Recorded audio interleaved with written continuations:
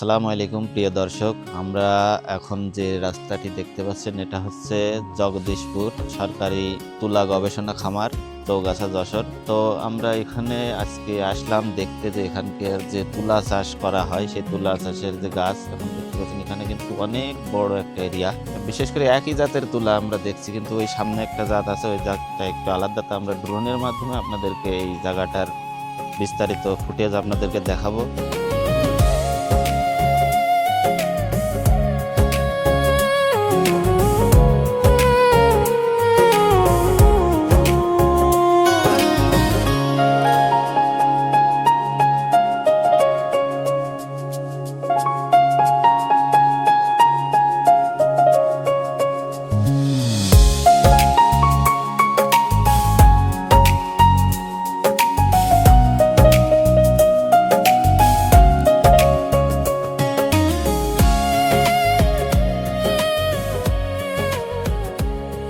আমার বাড়ি জগদীশপুর। আমার কটা ছাগল পুষেছি, সেই ছাগল কটা ঘাস কাটতে আসছে।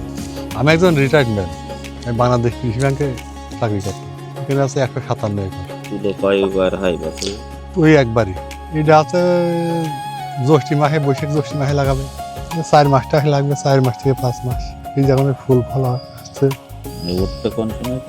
এই জানুয়ারি শেষের দিকে। সব একই জাত। ওই জায়গাটায় এই জায়গাটায় 2-3 বিঘের মতো অন্য জাত লাগিয়েছে, ওটা আছে 5-7 বছর থাকবে।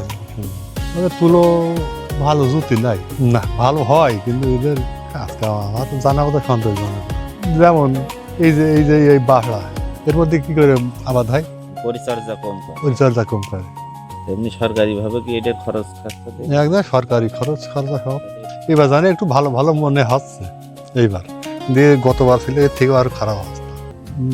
ছাঁটাই করার পরে 300-350 টাকা কেজি।